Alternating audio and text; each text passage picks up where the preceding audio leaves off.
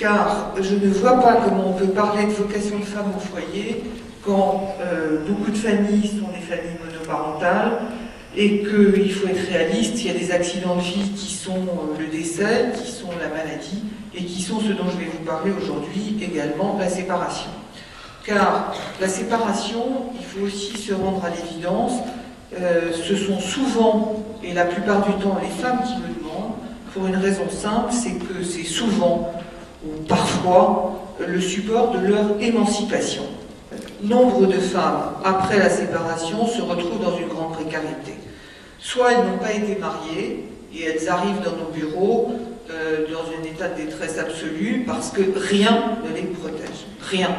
Elles peuvent se retrouver dans des situations dramatiques. Qu'aujourd'hui, on a quand même des magistrats qui regardent des femmes qui ont autour de 40 ans, en leur disant bah, « Écoutez, madame, vous avez fait, parce qu'effectivement, ces femmes-là, elles ont des masters, elles sont parties à l'étranger, elles ont des études formidables, sauf qu'elles n'ont jamais travaillé, donc elles ont des très bons diplômes, mais des diplômes qui ne leur servent à rien. Elles ont 38 ans, elles ont élevé 3 enfants, et on leur dit bah, « Allez bosser ». Sauf qu'à 38 ans, quand on n'a jamais travaillé et qu'on veut retrouver du travail, on est dans des difficultés. On voit un père qui arrive en consultation quand il vient pour parler de son divorce, nous dire écoutez voilà, moi je souhaite avoir la garde de mon enfant à mi-temps, ma femme a tous les défauts, elle s'angoisse, elle l'angoisse, etc.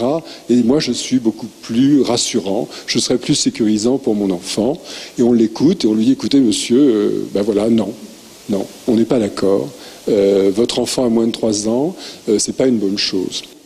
La garde alternée dans cette histoire, évidemment, organise une rupture entre la mère et l'enfant à mi-temps.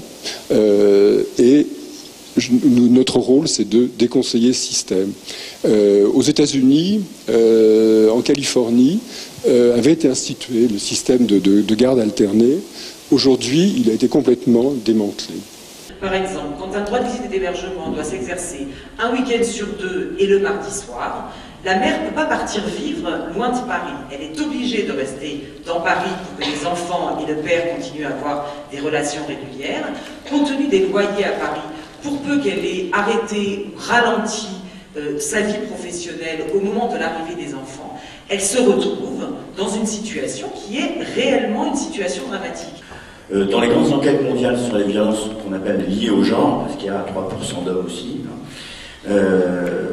on considère que dans une vie de femme, selon les enquêtes mondiales et qui concernent uniquement les violences déclarées, 10% des femmes peuvent avoir au niveau mondial une occurrence qui va faire d'elle une victime de violence.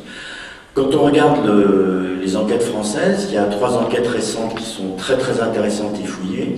Les chiffres sont là aussi effrayants. Et si on interroge les femmes sur une occurrence dans leur vie d'une violence, dans le public, dans le cadre public, c'est 13%, dans le cadre du travail, c'est 16%, et dans le cadre familial, c'est 25%. Le coût estimé de ces violences déclarées en France est de plus de 1,3 milliard d'euros calculés. Nous pensons que les réponses faites actuellement à ce très grave problème ne sont pas à la hauteur de l'enjeu. Donc on est en train d'essayer d'imaginer des réponses plus globales, plus transversales, en réunissant les différents acteurs, notamment médicaux, sur ce thème.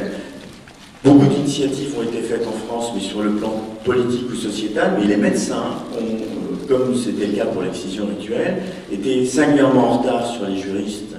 Et les médecins ne se sont pas vraiment assez mis ensemble sur ce thème, et on est en train de s'organiser.